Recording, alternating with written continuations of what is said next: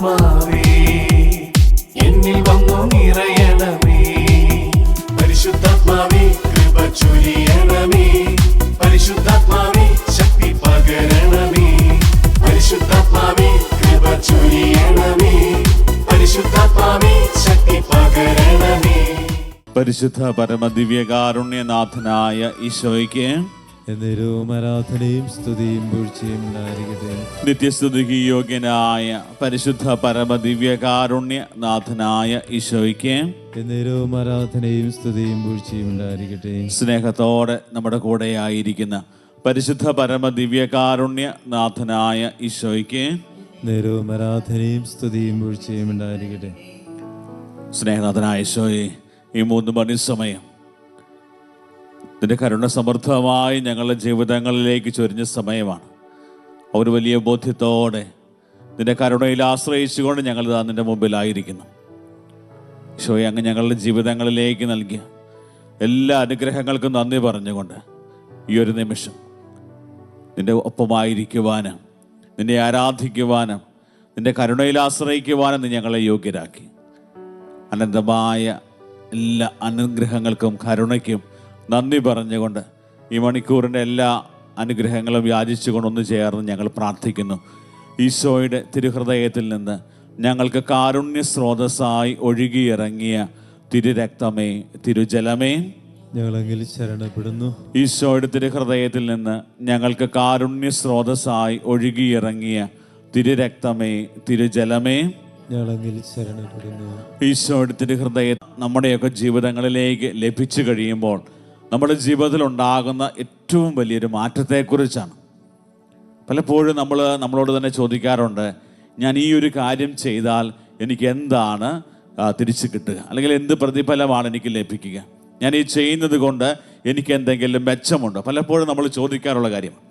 അതായത് ദൈവത്തിൻ്റെ കരുണ ഇതുപോലെ സമൃദ്ധമായി നമുക്ക് ലഭിച്ചിട്ട് ദൈവത്തിൻ്റെ കരുണയിൽ ആശ്രയിച്ച് ദൈവത്തിൻ്റെ കരുണ നമ്മുടെ ജീവിതത്തിൽ ലഭ്യമായി കഴിഞ്ഞാൽ നമുക്ക് ഉണ്ടാകുന്ന മാറ്റം എന്താണ് എന്ന് നമ്മൾ ധ്യാനിക്കുകയാണ്. വചനം നമ്മളെ പഠിപ്പിക്കുന്ന ഒരു കാര്യം, അതായത് ഈ ലോക ജീവിതത്തിൽ ദൈവത്തിന് തരാൻ പറ്റുന്ന ഏറ്റവും വലിയ ഒരു കാര്യം ഇതാണ്. അതായത് ലോകത്തിന് നൽകാൻ പറ്റാത്തതും ദൈവത്തിന് മാത്രം നൽകാൻ പറ്റുന്നതുമായ ഒരു പ്രധാനപ്പെട്ട കാര്യം അത് വേറെ ഒന്നുമല്ല, നിത്യജീവനാണ്. നിത്യജീവനിലേക്ക് നമ്മളെ നയിക്കുന്നതാണ് ദൈവത്തിൻ്റെ കരുണ. അതായത് ദൈവത്തോടൊപ്പമായി മനുഷ്യവംശമായിരിക്കണമെന്ന് ദൈവം ആഗ്രഹിക്കുന്നു. കാരണം ഇതുപോലെ മനുഷ്യവംശത്തെ സ്നേഹിക്കുന്ന ഒരു ദൈവത്തെയാണ് ഈശോ ലോകത്തിന് പരിചയപ്പെടുത്തി കൊടുത്തത്. ദൈവത്തിൻ്റെ ഏറ്റവും വലിയ ആഗ്രഹം ആരും നശിച്ചു പോകാതെ എല്ലാവരും നിത്യജീവൻ അവകാശമാക്കണം. അതിനുവേണ്ടി ദൈവം തൻ്റെ പുത്രനായ ഈശോയെ ലോകത്തിന് നൽകുകയാണ്. ഇമ്മാനുവേലായി നമ്മുടെ കൂടെയായിരിക്കുക. പ്രിയപ്പെട്ടവരെ, ദൈവത്തിൻ്റെ കരുണയിൽ ആശ്രയിക്കുന്നവർക്ക് ദൈവം വാഗ്ദാനം ചെയ്തിരിക്കുന്ന ഏറ്റവും പ്രധാനപ്പെട്ട കാര്യം എന്ന് പറയുന്നത് ഈ ലോകജീവിത സൗഭാഗ്യത്തെക്കാൾ ഉപരിയായി ദൈവം ഒരുക്കുന്ന നിത്യജീവൻ, ദൈവത്തോടൊപ്പമുള്ള സഹവാസം. രണ്ടാമതായിട്ട്, ഒരു വ്യക്തിക്ക് ദൈവത്തിൻ്റെ കരുണ ലഭിച്ചു കഴിഞ്ഞാൽ, ദൈവത്തിൻ്റെ ആ ഒരു വലിയ കൃപയും അനുഭവവും ഒക്കെ ഉണ്ടായിക്കഴിഞ്ഞാൽ അവൻ്റെ ജീവിതത്തിൽ സംഭവിക്കുന്നൊരു കാര്യമാണ്, അവൻ്റെ ജീവിതത്തിലെ സന്തോഷത്തിൽ നിന്ന് അവനൊരു വലിയ ആനന്ദത്തിലേക്ക് മാറുന്നു. സന്തോഷവും ആനന്ദവും തമ്മിൽ ഒത്തിരി വ്യത്യാസമുണ്ട്. അതായത് നമ്മളൊരു പ്രത്യേകിച്ച് എന്തെങ്കിലും കാര്യങ്ങൾ ഏറ്റവും കൂടുതൽ ദാഹിച്ചിരിക്കുമ്പോൾ ഒരു കപ്പ് വെള്ളം കുടിക്കുന്നതും, അല്ലെങ്കിൽ നല്ല വിശന്നിരിക്കുമ്പോൾ ഭക്ഷണം കഴിക്കുമ്പോഴൊക്കെ നമുക്ക് കിട്ടുന്നൊരു സന്തോഷമുണ്ട്. പക്ഷെ അതിനേക്കാൾ ഉപരിയാണ് അത് ഹൃദയത്തിൻ്റെ ഉള്ളിൽ നിറയുന്നൊരു വലിയ ഒരു ആത്മീയ അനുഭവമാണ്. അതായത് ദൈവത്തെ നമ്മൾ അറിയുകയും ദൈവത്തോടൊപ്പമായിരിക്കുകയും ചെയ്യുമ്പോൾ, പ്രത്യേകിച്ച് ദൈവത്തിൻ്റെ കരുണ ലഭിക്കുമ്പോൾ അതൊരു വലിയ ആത്മീയ ആനന്ദത്തിലേക്ക്, ആഴമുള്ള ആനന്ദത്തിലേക്കാണ് നമ്മളെ നയിക്കുന്നത്. സങ്കീർത്തനം 32 അതിൻ്റെ 1-ാമത്തെ തിരുവചനം പറയുന്നു, അതിക്രമങ്ങൾക്ക് മാപ്പും പാപങ്ങൾക്ക് മോചനവും ലഭിച്ചവൻ ഭാഗ്യവൻ. അതായത് അവൻ്റെ ജീവിതം ഏറ്റവും ഭാഗ്യപ്പെട്ടതായിട്ട് മാറി. അതായത് ദൈവത്തിൽ നിന്ന് കരുണ ലഭിച്ച് അവൻ്റെ പാപങ്ങൾക്ക് ഒരു വലിയ ഒരു മോചനം ലഭിക്കുമ്പോൾ അത് അവനെ എപ്പോഴും നയിക്കുന്നത് വലിയ ആനന്ദത്തിലേക്കാണ്. കർത്താവ് കുറ്റം ചുമത്താത്തവനും ഹൃദയത്തിൽ വഞ്ചനയില്ലാത്തവനും ഭാഗ്യവാൻ. അങ്ങനെ 32-ാം സങ്കീർത്തനത്തിൻ്റെ തലക്കെട്ട് തന്നെ മാപ്പ് ലഭിച്ചവൻ്റെ ആനന്ദമാണ്. അതായത് ദൈവത്തിൻ്റെ ആ ഒരു വലിയ കരുണയും മാപ്പും അല്ലെങ്കിൽ നമുക്ക് ലഭിച്ചു കഴിയുമ്പോൾ നമ്മുടെ ജീവിതത്തിൽ ഒരു വലിയ ആത്മീയ ആനന്ദം നിറയും. രണ്ടാമതായിട്ട് വീണ്ടും നമ്മൾ കാണുന്നൊരു കാര്യമാണ്, നമ്മുടെ പാപങ്ങൾ ഏറ്റുപറഞ്ഞ് കർത്താവിൻ്റെ കരുണയിൽ ആശ്രയിക്കുമ്പോൾ അതൊരു വലിയ സൗഖ്യമായിട്ട് മാറും. നമ്മുടെയൊക്കെ ഈ ലോക ജീവിതത്തിൽ ഒത്തിരിയേറെ ആളുകൾ രോഗികളായിട്ട് മാറുന്നത് നമ്മുടെ ഭക്ഷണക്രമമോ അല്ലെങ്കിൽ മറ്റ് ബാക്ടീരിയയുടെ ഇൻഫെക്ഷൻ കൊണ്ട് മാത്രമല്ല, നമ്മുടെ ഉള്ളിൽ ക്ഷമിക്കാൻ പറ്റാത്തതും സ്നേഹിക്കാൻ പറ്റാത്തതും സ്നേഹത്തിൻ്റെ കുറവുകളും മൂലമൊക്കെ ഒത്തിരിയേറെ അസ്വസ്ഥതകൾ നമുക്കുണ്ടാകാറുണ്ട്. പ്രിയപ്പെട്ടവരെ, അവിടെയൊക്കെ ഒരു വലിയ വിടുതൽ ലഭിക്കുന്നത് നമ്മൾ ദൈവത്തോടൊപ്പമായിരുന്നു ദൈവത്തിൻ്റെ കരുണ സ്വീകരിച്ച് പരസ്പരം ക്ഷമിക്കാനായിട്ട് തുടങ്ങുമ്പോഴാണ്. അതുകൊണ്ട് വീണ്ടും വചനം 32-ാം സങ്കീർത്തനത്തിൽ 5-ാം തിരുവചനം പറഞ്ഞു, എൻ്റെ പാപം അവിടുത്തോട് ഞാൻ ഏറ്റുപറഞ്ഞു, എൻ്റെ അകൃത്യം ഞാൻ മറച്ചു വെച്ചില്ല, എൻ്റെ അതിക്രമങ്ങൾ കർത്താവിനോട് ഞാൻ പറയും എന്ന് ഞാൻ പറഞ്ഞു, അപ്പോൾ എൻ്റെ പാപം അവിടുന്ന് ക്ഷമിച്ചു. അതായത് ദൈവം ക്ഷമിക്കുന്നു. അതായത് ഞാൻ എൻ്റെ പാപങ്ങൾ പറയും എന്ന് പറഞ്ഞതേ ഉള്ളൂ, അന്നേരം തന്നെ ദൈവം നമ്മളോട് ക്ഷമിച്ചു. അപ്പോൾ അങ്ങനെയാണെങ്കിൽ നമ്മൾ പാപങ്ങൾ ഏറ്റുപറഞ്ഞ് അനുതപിച്ച് ദൈവത്തോട് കർത്താവിൻ്റെ കരുണയ്ക്ക് വേണ്ടി പ്രാർത്ഥിക്കുമ്പോൾ എന്തുമാത്രം സ്നേഹത്തോടെ ആയിരിക്കും കർത്താവ് നമ്മളെ ചേർത്ത് പിടിക്കാം.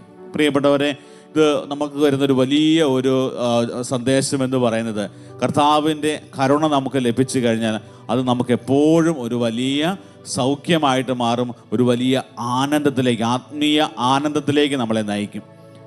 അനുദപിച്ച് നമ്മൾ കർത്താവിൻ്റെ കരുണയിലേക്ക് തിരിയുമ്പോൾ വീണ്ടും ഹോസിയായുടെ പുസ്തകം 14-ാം അധ്യായം 4-ാം തിരുവചനം പറയുന്നു, ഞാൻ അവരുടെ അവിശ്വസ്തതയുടെ മുറിവുണക്കും, ഞാൻ അവരുടെ മേൽ സ്നേഹം ചൊരിയും, കാരണം അവരോടുള്ള എൻ്റെ കോപം അകന്നിരിക്കുന്നു.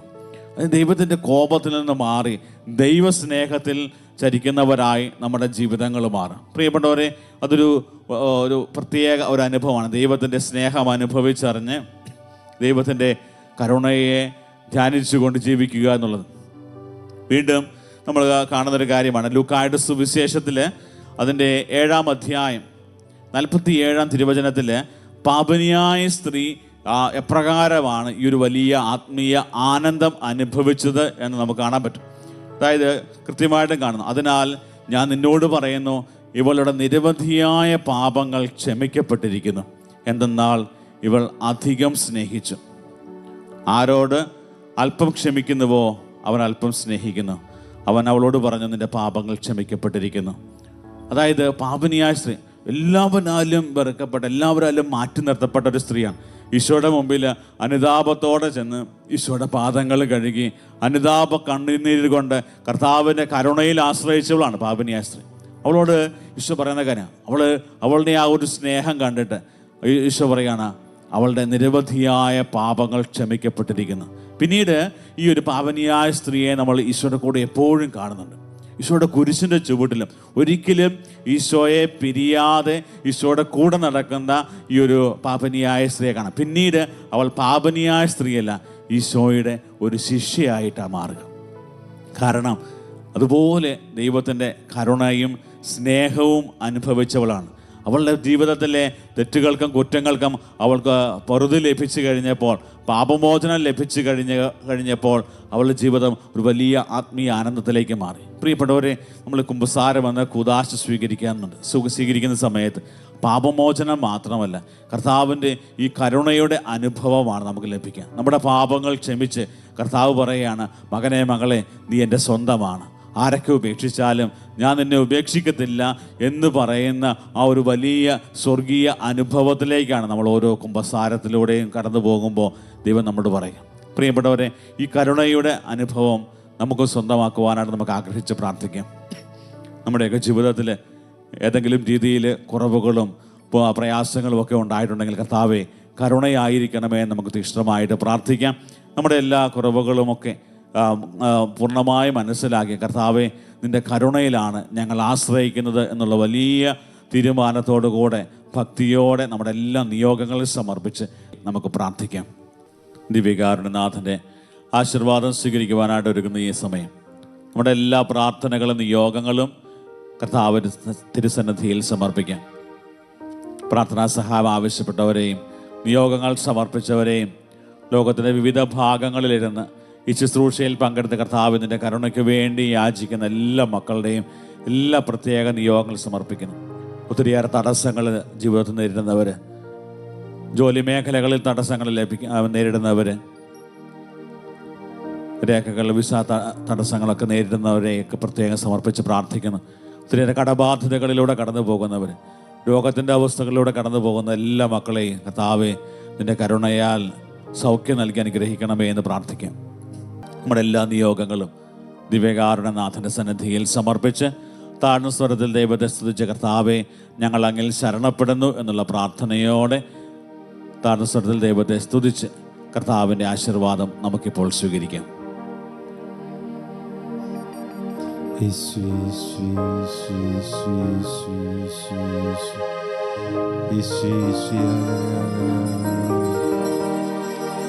ആരാധന ആരാധന ആരാധന യേശുനാഥ പരിശുദ്ധ പരമമാ ദിവ്യകാരുണ്യമേ എന്നുമെന്നും അങ്ങേയ്ക്കാരാധന.